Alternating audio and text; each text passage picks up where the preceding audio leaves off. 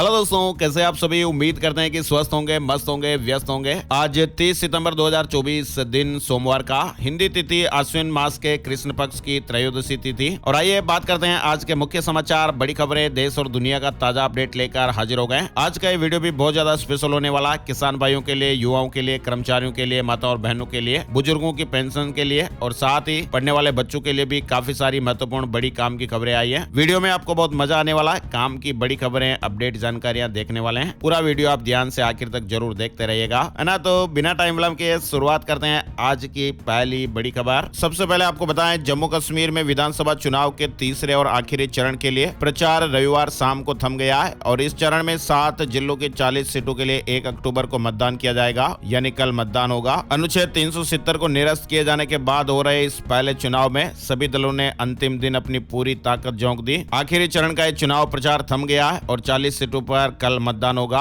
और राजधानी दिल्ली में आज से मैदान में उतरेगी पूरी दिल्ली की कैबिनेट। दिवाली तक राजधानी की सड़कों को गड्ढा मुक्त बनाने की मुहिम शुरू की जा रही है, यानी दिवाली से पहले राजधानी दिल्ली की सड़कें गड्ढा मुक्त हो जाएगी। सोमवार से ही अधिकारियों के साथ मंत्री और विधायक सड़कों पर उतरने वाले हैं और खराब सड़कों का जायजा लेंगे और इसके बाद फिर सड़कों की मरम्मत होगी। इस संबंध में रविवार को मुख्यमंत्री ने उच्च स्तरीय बैठक में सड़कों की स्थिति सुधारने को लेकर मंथन किया। वहीं बड़ी खबर देखिए, नेपाल में बाढ़ और भूस्खलन से जनजीवन ठप पड़ गया, सैकड़ों परिवार विस्थापित किए गए। अब तक 125 लोगों की जान जाने की खबरें आ रही हैं। नेपाल में लगातार हो रही भारी बारिश के कारण बाढ़ और भूस्खलन से देश के कई इलाकों में जनजीवन ठप होने जैसी स्थितियां बन गई हैं। नेपाल की मुख्य बागमती नदी खतरे के निशान से ऊपर बह रही है, सैकड़ों परिवार विस्थापित हो गए। भूस्खलन की इस घटना में 6 फुटबॉल खिलाड़ियों की जानें भी चली गई है। मौसम विभाग ने वहां बताया कि मंगलवार तक बारिश जारी रहने के अनुमान है। चलिए आगे बढ़ते हैं। बड़ी खबर देखिए, जम्मू कश्मीर विधानसभा चुनाव के लिए कठुआ में एक रैली को संबोधित करते हुए कांग्रेस अध्यक्ष मल्लिकार्जुन खड़गे की अचानक तबीयत खराब हो गई। जब उनकी तबीयत में थोड़ा सुधार हुआ तो मल्लिकार्जुन खड़गे ने कहा कि मैं 83 साल का हूं और इतना जल्दी नहीं मरने वाला हूं। मैं तब तक जिंदा रहूंगा जब तक पीएम मोदी को सत्ता से हटा नहीं दिया जाता। कांग्रेस अध्यक्ष खड़गे ने चुनावी रैली को संबोधित करते हुए पीएम मोदी पर निशाना साधा। उन्होंने कहा कि पीएम मोदी ने पिछले 10 सालों में भारत के युवाओं को कुछ नहीं दिया है। वहीं देखिए, प्रधानमंत्री नरेंद्र मोदी ने कांग्रेस अध्यक्ष मल्लिकार्जुन खड़गे को फोन कर उनका हालचाल जाना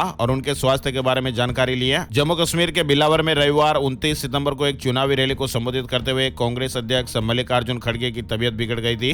और एक देश एक चुनाव के लिए 3 विधेयकों को लाने की तैयारी लागू करने का पूरा खाका रेडी किया गया है। दरअसल हमारे देश में एक साथ चुनाव कराने की योजना को अमल में लाने के लिए सरकार की ओर से 3 विधेयक लाए जाने की संभावना है, जिनमें 2 संविधान संशोधन से संबंधित होंगे। प्रस्तावित संविधान संशोधन विधेयकों में से एक स्थानीय निकाय चुनावों को लोकसभा और विधानसभाओं के साथ कराए जाने से संबंधित रहेगा। इसके लिए कम से कम 50% राज्यों के समर्थन की आवश्यकता भी होगी। और कोलकाता मामले से जुड़े अपडेट भी चल रहे हैं। कोलकाता में डॉक्टर फिर से हड़ताल शुरू कर सकते हैं। आज सुप्रीम कोर्ट की सुनवाई के बाद फैसला लिया जाएगा। 3 डॉक्टरों की पिटाई से डॉक्टर नाखुश बताए जा रहे हैं। डॉक्टरों ने शनिवार रात को ही कह दिया था कि सोमवार यानी 30 सितंबर को सुप्रीम कोर्ट में मामले की सुनवाई होगी और इस दौरान राज्य सरकार वर्क प्लेस पर सेफ्टी और सिक्योरिटी को लेकर जवाब दाखिल करेगी। राज्य सरकार के जवाब के बाद हम हड़ताल फिर से शुरू करने का फैसला ले सकते हैं। और कोलकाता के इस मामले में 51 दिन बीत चुके हैं। 3 अरेस्ट हुए हैं। सीबीआई जांच में अब तक क्या मिला, आज सुप्रीम कोर्ट में सुनवाई देखने को मिलेगी। चलिए बड़ी खबर आ रही है राजस्थान को लेकर। राजस्थान में एक और क्रेडिट कोऑपरेटिव सोसाइटी घोटाला सामने आया है। एफडी के नाम पर 50 करोड़ की ठगी हुई है। किसान, आंगनबाड़ी कार्यकर्ता जैसे 2000 लोगों को ठगा गया है। गाजियाबाद उत्तर प्रदेश में registered nimble credit cooperative society limited ने साल 2014 में जयपुर में ऑफिस खोला था और फिलहाल इस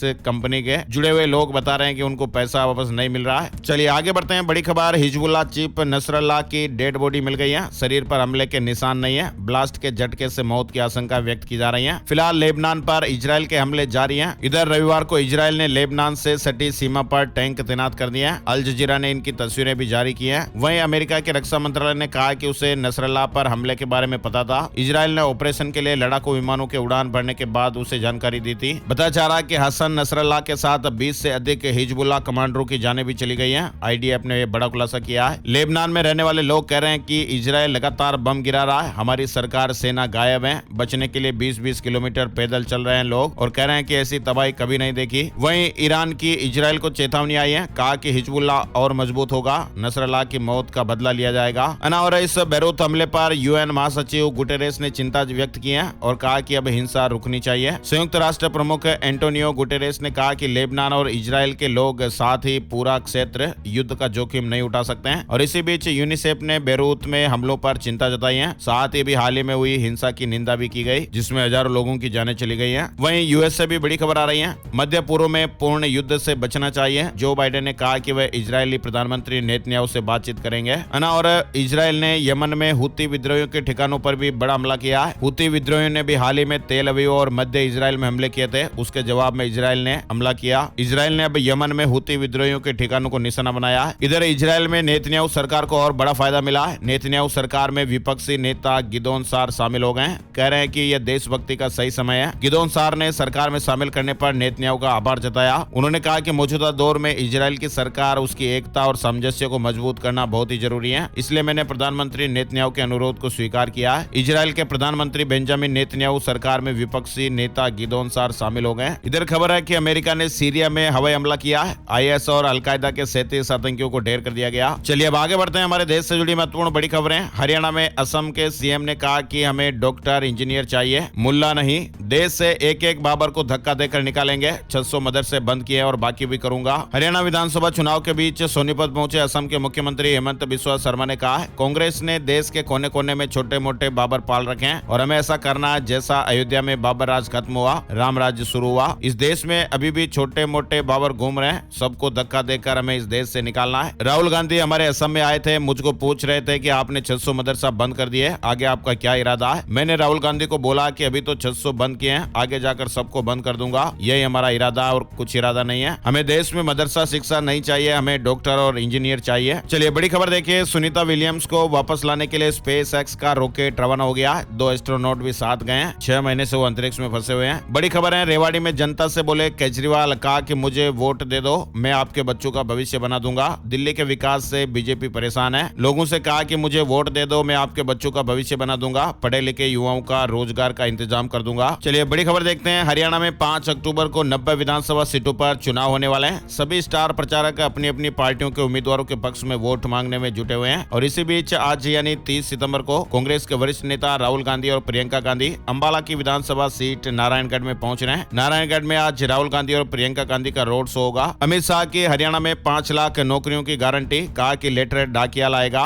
कोई दलाल डीलर नहीं। हरियाणा चुनाव को लेकर केंद्रीय गृह मंत्री ने रविवार 29 सितंबर को 3 रैलियां की हैं। गुरुग्राम के बादशाहपुर से शुरुआत कर उन्होंने महेंद्रगढ़ के नांगल चौधरी और करनाल के इंद्री में दौरे को खत्म किया। इन रैलियों में अमित शाह ने कहा कि मैं हरियाणा और भारत सरकार की तरफ से गारंटी देता हूं कि हर अग्निवीर को पेंशन वाली नौकरी दी जाएगी। किसान सम्मान निधि 6000 से बढ़ाकर 10000 की जाएगी। हरियाणा में सरकार बनने के बाद यहां की माताओं और बहनों को नरेंद्र मोदी 2100 रुपए का चेक भेजेंगे। साथ ही हरियाणा में बीजेपी की सरकार आते ही 5 लाख नौकरियां दी जाएगी। अमित शाह ने कहा कि मैं ये गारंटी लेता हूं कि नौकरियों का लेटर डाकिया लेकर आएगा, कोई दलाल या डीलर नहीं। हरियाणा में विधानसभा चुनाव के बीच भारतीय जनता पार्टी ने पार्टी से बगावत करने वाले 8 बागी नेताओं को पार्टी से निकाल दिया है। और ये निष्कासन ऐसे समय में हुआ जब हरियाणा चुनाव की तैयारियां जोरों पर है। बीजेपी अब इस फैसले के जरिए एकजुटता और अनुशासन को बनाए रखने की कोशिश कर रही है ताकि चुनाव में बेहतर प्रदर्शन किया जा सके। इधर कांग्रेस ने भी हरियाणा में 2 और नेताओं को पार्टी से बाहर कर दिया। इससे पहले शुक्रवार को कांग्रेस ने हरियाणा में अपने 13 नेताओं को पार्टी विरोधी गतिविधियों के आरोप में निष्कासित किया था। वहीं एक बार फिर से 2 और नेताओं पर यह निष्कासन की कार्रवाई हुई है। चलिए आगे बढ़ते हैं। बड़ी खबर, हरियाणा विधानसभा चुनाव के लिए जननायक जनता पार्टी यानी जेजेपी एवं आजाद समाज पार्टी एएसपी ने अपने गठबंधन का घोषणा पत्र जारी कर दिया है। सिरसा से जारी किए गए इस घोषणा पत्र को जेजेपी एएसपी ने जन सेवा पत्र का नाम दिया है। और इस घोषणा पत्र में फसलों की एमएसपी पर खरीद और फसल खराब होने पर 25,000 रुपए प्रति एकड़ मुआवजा देने का वादा किया गया। इसके साथ ही प्राइवेट नौकरियों में प्रदेश के युवाओं को 75% आरक्षण देने का भी बड़ा ऐलान किया है। बेरोजगार युवाओं को हर महीने 11,000 रुपए देने, 1 लाख महिलाओं को सरकारी नौकरी देने, आशा और आंगनबाड़ी वर्कर्स को 21,000 रुपए प्रतिमाह मानदेय के साथ साथ बुढ़ापा पेंशन को 5100 रुपए करने का जेजेपी एएसपी ने जन सेवा पत्र में वादा किया है। आगे बढ़ते हैं खबर, हरियाणा चुनाव, राम रहीम ने 11वीं बार पैरोल मांगी है। ईसी ने पूछा कि इस वक्त परमिशन देना कितना सही। 4 जिलों की 36 सीटों पर असर देखने को मिलेगा। पंजाब के मुख्यमंत्री भगवंत मान को हॉस्पिटल से छुट्टी मिल गई है। डिस्चार्ज होते ही एक्शन मोड में है। धान खरीद को लेकर मीटिंग करके स्ट्रेटेजी बनाई गई। और चंडीगढ़ में 1900 सोशल मीडिया अकाउंट को बैन किया गया है। गैंगस्टरों की हरकतों पर पुलिस की नजर है। साइबर अपराधियों और गन कल्चर पर भी नकेल कसी जा रही है। पंजाब में 1 अक्टूबर से स्कूलों का समय बदल जाएगा। शिक्षा विभाग की तरफ से आदेश जारी हो गए। पंजाब के सरकारी, प्राइवेट, एडेड और मान्यता प्राप्त स्कूलों का समय 1 अक्टूबर से बदलने वाला है। और पीएम मोदी ने कहा कि जो बाइडेन ने अपनापन दिखाया, 300 कलाकृतियां लौटाई। मन की बात के 10 साल पूरे होने पर पर पीएम मोदी ने कहा,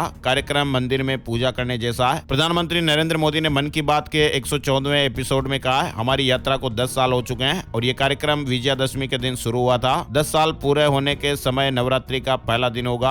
और एंटीबायोटिक्स बेअसर होने से इलाज महंगा हो गया है। नई मेडिसिन 10 गुना तक महंगी। निमोनिया, ब्लड इन्फेक्शन जैसी बीमारियों में खतरा बढ़ा है। बीमारी से जल्दी राहत दिलाने वाली एंटीबायोटिक्स दवाइयां अब इलाज में दम तोड़ने लगी है। सीसीयू और वेंटिलेटर वाले 25% मरीजों में कॉमन एंटीबायोटिक्स बेअसर हो चुकी हैं। 2 से 5% बैक्टीरिया में एंटीबायोटिक्स ने काम करना लगभग बंद कर दिया है। पिछले दिनों Indian council of medical research की रिपोर्ट में चिंताजनक तस्वीरें सामने आई हैं। और इस बार भी ब्याज दरों में बदलाव की उम्मीदें नहीं। लोन महंगे नहीं होंगे, ईएमआई भी नहीं बढ़ेगी। एमपीसी की मीटिंग 7 से 9 अक्टूबर को होगी, लेकिन फिलहाल इस तरह का अनुमान व्यक्त किया जा रहा है। भारतीय रिजर्व बैंक यानी आरबीआई की मॉनेटरी पॉलिसी कमेटी मीटिंग 7 से 9 अक्टूबर को होगी। गवर्नर शक्तिकांत दास की अध्यक्षता वाली इस मीटिंग में ब्याज दरों पर फैसला लिया जाएगा। पिछली मीटिंग अगस्त में हुई थी, जिसमें कमेटी ने लगातार 9वीं बार दरों में बदलाव नहीं किया था और ऐसे में अब अनुमान लगाया जा रहा है कि अक्टूबर में होने वाली इस मीटिंग में भी ब्याज दरों में बदलाव की उम्मीद कमी है। वही देखिए, वर्धमान ग्रुप के मालिक से 7 करोड़ रुपए ठग लिए गए। मशहूर textile spinning company Vardhman group के चेयरमैन एसपी ओसवाल से 7 करोड़ रुपए की ठगी हो गई है। ठगी करने वालों ने सुप्रीम कोर्ट के ऑर्डर के नाम पर उन्हें गिरफ्तारी और बदनामी का डर दिखाया। उन्हें प्रॉपर्टी सीलिंग और अरेस्ट करने के फर्जी वारंट भेजे, जिसके बाद उनसे रकम ले ली गई। जब ओसवाल को ठगी की भनक लगी तो उन्होंने पुलिस में शिकायत दी है और फिलहाल एक ठग को गिरफ्तार भी कर लिया गया है। आपको बताएं, वर्धमान ग्रुप के मालिक एसपी ओसवाल को साल 2010 में केंद्र सरकार की तरफ से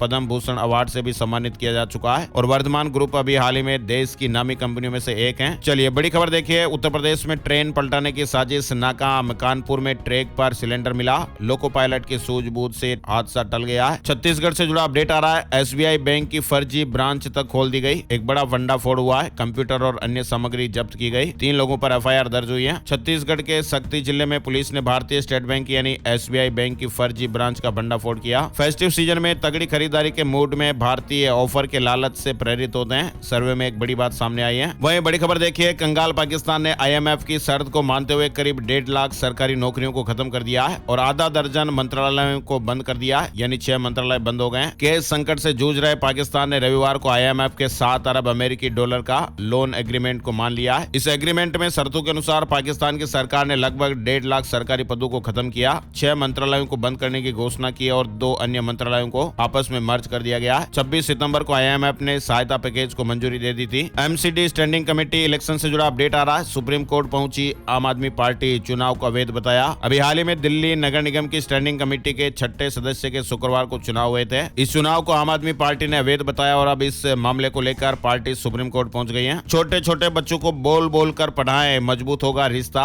अमेरिकी शोधकर्ताओं ने यह बड़ा दावा किया है। उन्होंने कहा कि जन्म के शुरुआती वर्ष में माता पिता अगर छोटे बच्चों के साथ जोर जोर से बोलकर पढ़ते हैं तो इससे संबंधों को बढ़ावा मिलता है और इसका आजीवन प्रभाव रहता है। चलिए बड़ी खबर आ रही है उत्तर प्रदेश से। यूपी इंटरनेशनल ट्रेड शो का रविवार को प्रतियोगिताओं और संगीतमय कार्यक्रमों के बीच समापन हो गया। यूपी इंटरनेशनल ट्रेड शो 25 से 29 सितंबर तक, जिसमें 5 लाख लोगों ने अपनी उपस्थिति दर्ज कराई है। अगले साल फिर से 25 से 29 सितंबर तक इंडिया एक्सपो मार्ट में इंटरनेशनल ट्रेड शो का आयोजन होगा। और आयुष्मान के लिए पात्र बुजुर्गों का नामांकन किया जाए। केंद्र ने राज्यों को निर्देश दिए हैं। 5 लाख रुपए तक का इलाज फ्री में होगा। केंद्रीय स्वास्थ्य मंत्रालय ने सभी राज्यों और केंद्र शासित प्रदेशों को निर्देश दिया है और कहा कि वे अपने यहाँ 70 साल और उससे अधिक के आयु के सभी पात्र बुजुर्गों का नामांकन शुरू कराएं, जिससे वे इस योजना का लाभ उठा सकें। वहीं ऐसे भी अपडेट्स है कि आयुष्मान भारत में आयुर्वेद को भी शामिल करने की तैयारी हो रही है। 170 पैकेज इसमें शामिल किए जाएंगे। चलिए बड़ी खबर देखिए, 3 अक्टूबर से नवरात्रि शुरू। इस बार पालकी पर सवार होकर आ रही है माँ दुर्गा जी। इस साल नवरात्रि 10 दिन मनाई जाएगी क्योंकि तृतीया तिथि में वृद्धि हुई है। प्रत्येक साल अश्विन मास शुक्ल पक्ष में शारदीय नवरात्र पूरे 9 दिन मनाए जाते हैं, लेकिन अब की बार ऐसा नहीं। तृतीया तिथि की वृद्धि होने के कारण अब की बार पूरे 10 दिन तक नवरात्र मनाए जाएंगे। 3 अक्टूबर को नवरात्र प्रारंभ होंगे और 12 अक्टूबर दिन शनिवार को समापन। साथ ही काशी के ज्योतिषियों ने दीपावली की तारीख को लेकर भी संशय दूर किया है। 31 अक्टूबर को दीपावली मनाने का ऐलान किया है। दरअसल आपको बताएं, दीपावली की तिथि को लेकर इस बार भी भ्रम की स्थितियां बन रही हैं। पश्चिमी क्षेत्रों के पंचांगकारों ने दीपावली 1 नवंबर को बताई है, जबकि काशी के ज्योतिषी 31 अक्टूबर को दीपावली मनाने की बात कर रहे हैं। नई जिंदगी के लिए अल्लाह ताला का शुक्रिया। एक्सीडेंट के बाद मुशीर खान का रिएक्शन भी सामने आया है। दरअसल टीम इंडिया के लिए इसी साल टेस्ट डेब्यू करने वाले सरफराज खान के भाई मुशीर खान शनिवार को एक रोड एक्सीडेंट में गंभीर रूप से घायल हो गए थे। दिल्ली के वाहन चालकों के लिए गुड न्यूज आ रही है। हर इलाके में फिटनेस जांच केंद्र होंगे। होंगे। परिवहन विभाग ने टेंडर भी निकाल दिए।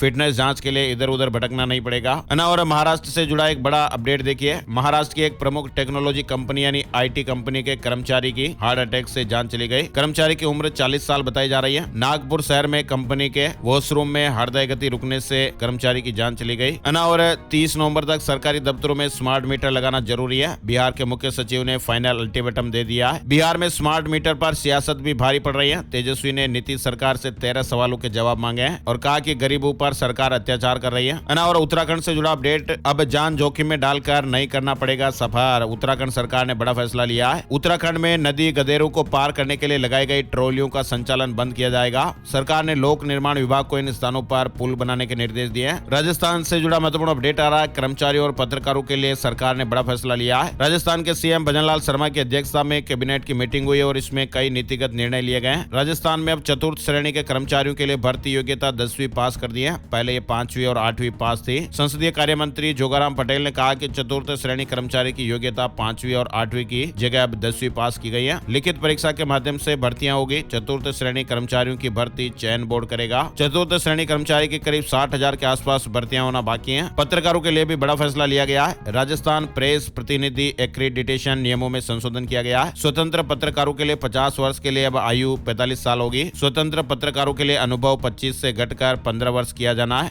और बंगाल राशन घोटाले से जुड़ी खबर आ रही है। 350 बैंक खातों से 1000 करोड़ रुपए के लेन देन हुए हैं। ईडी ने राशन भ्रष्टाचार मामले में तीसरी चार्जशीट सौंप दी है। राज्य के पूर्व मंत्री के करीबी के कई रिश्तेदारों के नाम इसमें शामिल हैं। वहीं पुराने GST बकाया पर आपको नहीं देना पड़ेगा ब्याज और जुर्माना।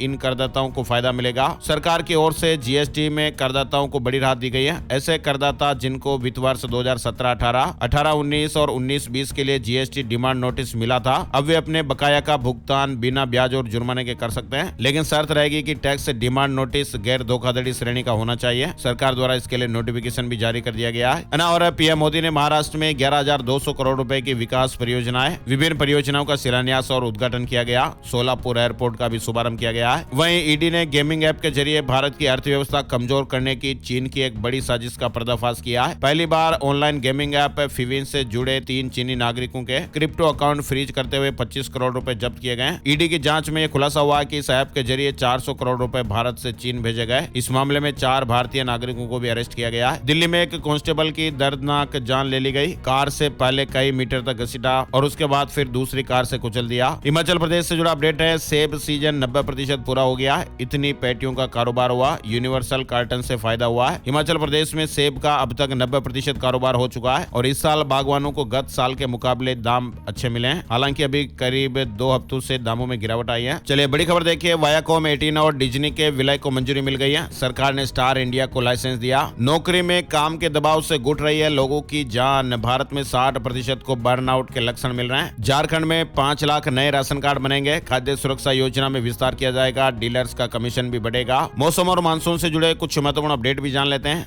देश का मानसून। गोरखपुर में बारिश ने 95 साल का रिकॉर्ड तोड़ दिया। बिहार के 12 जिलों में बाढ़ जैसे हालात। बिजली गिरने से 4 लोगों की जानें भी चली गई। उत्तर प्रदेश में लखनऊ समेत 20 शहरों में गत 2-3 दिनों से लगातार बारिश हो रही है। वहीं नेपाल में भारी बारिश का असर बिहार में भी देखने को मिल रहा है। मध्य प्रदेश मानसून अपडेट में देखिए। इंदौर और भोपाल में भी तेज बारिश देखने को मिली है। रतलाम में सड़कों पर पानी भर गया। उज्जैन में रामघाट डूब गया। प्रदेश में अब तक सामान्य से 17% ज्यादा मानसून बरसा है। MP से जुड़ा अपडेट आप देख रहे थे। वहीं भारत नेपाल बॉर्डर से सटे कई गाँव में बाढ़ का खतरा है। मोतिहारी में सड़क पर 1 फीट पानी बह रहा। रेलवे लाइन पर भी दबाव। राजस्थान के सबसे बड़े डैम के 2 गेट खोले गए। मानसून आखिरी दौर में चल रहा है। बिहार में मानसून को लेकर IMD ने अलर्ट जारी किया है। बिहार में भी मानसून एक बार फिर से सक्रिय है, जिसके चलते कई जिलों में सामान्य से मध्यम बारिश देखने को मिल रही है। अब राहत की बात है कि दक्षिण पश्चिमी यूपी पर सक्रिय चक्रवाती परिसंचरण के मध्य प्रदेश की तरफ खिसक गया, जिससे बिहार में भारी बारिश की आशंकाएं अब थोड़ी कम हुई है। सीतामढ़ी में बांध टूट गया। 15 गाँव के लोग प्रभावित हो गए। बिहार से जुड़ा अपडेट है। वहीं हिमाचल प्रदेश में भी मानसून विदाई की ओर है। सामान्य से 18% बारिश कम दर्ज हुई है। फिलहाल अगले 5-6 दिन तक मौसम साफ रहने के अनुमान है। उत्तराखंड में बारिश थमी तो तापमान भी बढ़ गया। मौसम वैज्ञानिकों ने कहा कि प्रदेश के पर्वतीय जिलों के साथ मैदानी इलाकों में हल्की फुल्की बारिश होने की संभावना है। पंजाब चंडीगढ़ में 4 अक्टूबर तक मौसम साफ रहेगा।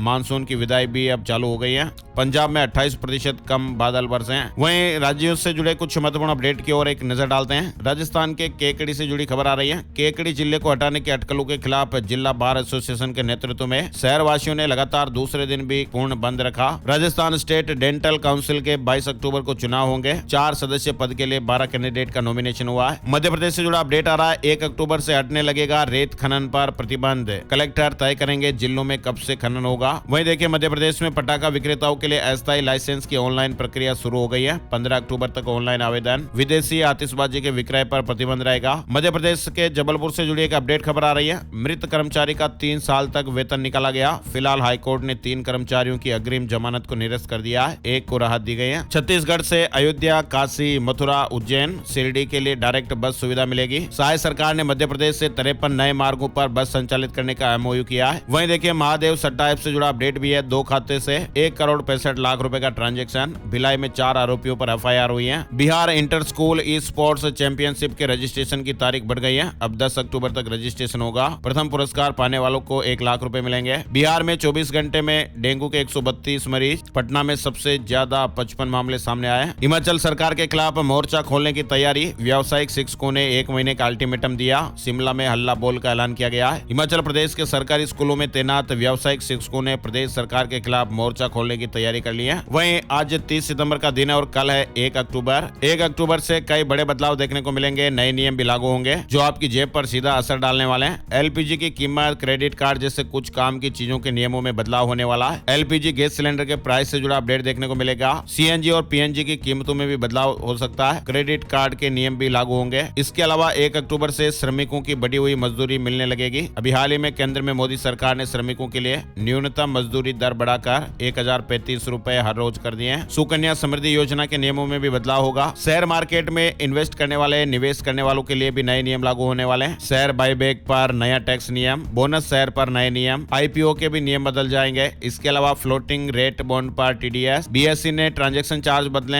एनएससी ने ट्रांजैक्शन चार्ज बदले। तो 1 अक्टूबर से शेयर मार्केट में भी कई नियमों में बदलाव हो जाएगा। शेयर बाजार में ट्रेडिंग से जुड़े कई नियम बदलने वाले हैं। इसका विस्तार से वीडियो आपको मिल जाएगा। उसमें डिटेल से खबरें आपको देखने को मिलेगी कि आखिर 1 अक्टूबर से क्या कुछ बदलने वाला है, बड़े बदलाव लागू होने वाले हैं। अब एक नजर डालते हैं सितारे क्या कुछ कह रहे हैं। आज का राशि फल। 30 सितंबर सोमवार को शुभ नाम का योग बन रहा है, जिससे वृष राशि वालों के रुके हुए कामों में तेजी आएगी। उधार दिया हुआ पैसा भी मिल सकता है। मिथुन राशि वालों को नौकरी और बिजनेस में नया मौका मिलने के योग बन रहे हैं। कर्क राशि वालों की आर्थिक स्थिति अच्छी रहेगी। सिंह राशि वालों के लिए आज अच्छा दिन रहेगा। कन्या राशि के लोगों को किस्मत का साथ मिलेगा। वृश्चिक राशि के नौकरी पेशा लोगों को तरक्की मिलने की संभावना है। धनु राशि के नौकरी पेशा लोगों के लिए भी आज अच्छा दिन रहेगा। रुके हुए काम पूरे होंगे। आर्थिक नजरिए से मकर राशि वालों के लिए भी आज अच्छा दिन रहने वाला है। मीन राशि के लोगों को सितारों का साथ मिलेगा। नए काम शुरू होंगे। और इसके अलावा जो बाकी हुई राशियां हैं उन पर सितारों का मिला जुला असर रहेगा, है ना। तो ये थे दोस्तों आज के मुख्य समाचार, बड़ी खबरें, हेडलाइंस और सुर्खियां अपडेट। वीडियो कैसा लगा कमेंट करके जरूर बताइएगा। और एक प्यार भरा सा निवेदन है, आप इस वीडियो को अपने यार दोस्तों, मिलने वालों और जान पहचान वालों के साथ भी फेसबुक और व्हाट्सएप पर जरूर शेयर कर दीजिएगा, ताकि हमारी टीम को मोटिवेशन मिलता रहे और हम ऐसे ही काम की ताजा खबरें, अपडेट, जानकारियां हर रोज देखते रहें। एक और नए वीडियो में फिर मिलते हैं, तब तक के लिए जय श्री राम, जय हनुमान।